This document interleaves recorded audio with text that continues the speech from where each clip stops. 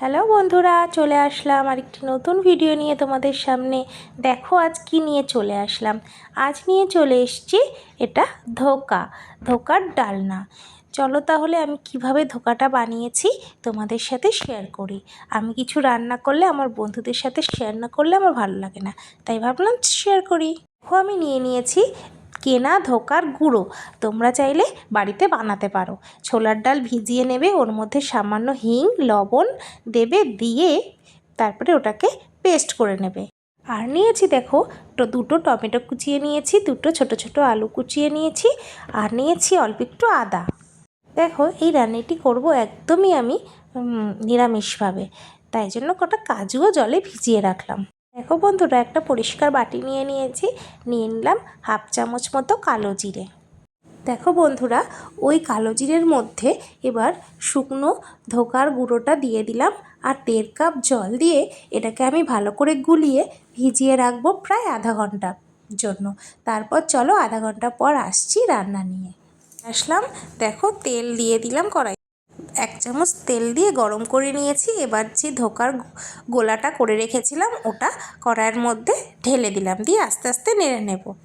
নাড়তে নাড়তে এর মধ্যে 1 চামচ লবণ আর 1 চামচ হলুদ দিয়েও ভালো করে নেড়ে চেড়ে এটাকে একদম শুকনো করে নেব, যতক্ষণ না একদম আঠালো হয়। এই যে দেখো প্রায় আঠালো হয়ে এসছে আর প্যানের গায়ের থেকে উঠে উঠে আসছে। এটা এবার নামিয়ে নেব একটা স্টিলের থালায়। আমি নামিয়ে নিয়েছি, আর থালাটার মধ্যে একটু তেল দিয়ে নিয়েছি যাতে এটা সুন্দরভাবে উঠে আসে। এইবার এরকমভাবে পিস পিস করে আমি কেটে নিচ্ছি। এবার তোমরা তোমাদের শেপ অনুযায়ী তোমরা এটা কেটে নেবে। একটু ঠান্ডা করে, গরম গরম কাটার দরকার নেই, সামান্য ঠান্ডা করার পর কাটবে, তারপর দেখবে অনায়াসেই এটা উঠে আসবে সুন্দরভাবে। দেখো হয়ে গেছে, আর আমি চৌকো চৌকো শেপে কেটে নিয়েছি। তোমরা তোমাদের শেপ অনুযায়ী কাটতে পারো, আর যে যেরকম মোটা রাখবে সেই সেরকম মোটা রাখতে পারো। আমি এরকম রেখেছি। এবার চলো তেলে ভেজে নেব। কড়াইতে আমি সাদা তেল দিয়ে দিয়েছি, গরম করে নিয়েছি। এরপর এক এক করে এই যে কেটে রেখেছিলাম ধোকাগুলো, সেগুলো লাল লাল করে আমি ভেজে নেব। দেখো বন্ধুরা, এরকম লাল লাল করে কড়া করে ভেজে নেবে, নাহলে কিন্তু ঝোলে দেবে যখন তখন এটা ভেঙে যাবে। বন্ধুরা, আমি সব ধোকাগুলো ভেজে নামিয়ে রেখেছি। এবার সেই তেলের মধ্যেই যে ডুমো ডুমো করে আলু কেটে রেখেছিলাম সেগুলো এবার দিয়ে ভালো করে এটাকেও ভেজে নেব লাল লাল করে। দেখো এর মধ্যে এবার হাফ চামচ লবণ দিয়ে দিলাম, লবণ দিয়ে আলুটাকে একটু নেড়ে চেড়ে নিচ্ছি। এবার দেব আমি হাফ চামচ মতো হলুদ গুঁড়ো দিয়েও এবার আলুগুলোকে ভালো করে ভেজে নেব। দেখো বন্ধুরা, আলুগুলো এরকম লাল লাল করে ভেজে নিয়েছি। এবার এগুলোকে নামিয়ে নেব। এবারে ওই তেলের মধ্যেই আমি অল্প পরিমাণে গোটা জিরে ফোড়ন দিয়ে দিলাম।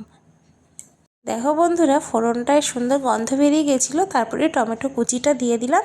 এই দেখো আদা আর টমেটোটা পেস্ট করে রেখেছি। টমেটোটা একটু গলে গেলে তারপরে আদা, শুকনো লঙ্কা আর অল্প টমেটো আর যে কটা কাজু ভিজিয়েছিলাম সব দিয়ে পেস্ট করে পেস্টটা দিলাম। প্রথমেই আমি পরিমাণ মতো ধনে গুঁড়ো দিয়েছি, তারপরে দিলাম হলুদ আর দিয়ে দিলাম লঙ্কা গুঁড়ো আর জিরে গুঁড়ো দিয়ে ভালো করে এটাকে কষে নেব মশলাটাকে সামান্য জল দিয়ে।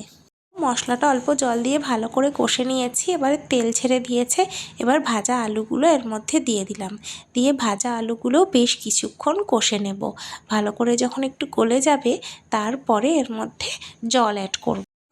আস্তে আস্তে আমি এটাকে ভালো করে কষে নিয়েছি। এরপরে পাশে আমি গরম জল করে রেখেছিলাম। যে কোনো তরকারিতেই গরম জল দিলে তার স্বাদটা বজায় থাকে, তাই জন্য আমি গরম জলই ব্যবহার করি। এবার পরিমাণ মতো যে যেরম ঝোল খাবে সেরম জল দেবে। দেখো বন্ধুরা, ঝোলটা ভালো করে ফুটে গেছে। এরপরে ভাজা ধোকাগুলো আমি এর মধ্যে দিয়ে মিনিট 10 ভালো করে ফুটিয়ে নেব। তারপর যখন 5 মিনিট মতো ফোটানো হয়ে গেছে, তারপর 3-4টে কাঁচা লঙ্কা এর মধ্যে অ্যাড করে দেব। লঙ্কাটা রান্না হয়ে গেছে, আস্তে আস্তে এবার এগুলো তুলে নেব। দেখো বন্ধুরা, প্রথমেই আমি ধোকাটা তুলে নিলাম। তুলে নিয়ে আমি এর ওপর দিয়ে ঘি ছড়িয়ে দিচ্ছি। তারপর যে যতটা ঝোল রাখবে সে সেরকম মাপের ঝোল রেখে নেবে। দেখো নামিয়ে নিয়েছি। এবার গরম মশলা ছড়িয়ে দিলেই আমার রেডি হয়ে যাবে ধোকার ডালনা। তাহলে বন্ধুরা ভিডিওটি কেমন লাগলো অবশ্যই আমায় কমেন্ট করে জানাবে। যদি ভিডিওটা তোমাদের ভালো লাগে অবশ্যই একটা লাইক কমেন্ট শেয়ার আর ফলো করে দিও। আর আমার একটা ইউটিউবের চ্যানেল আছে মিষ্টু ক্রিয়েশন, অবশ্যই সেখানে একবার ভিজিট করে এসো। তাহলে টাটা বন্ধুরা।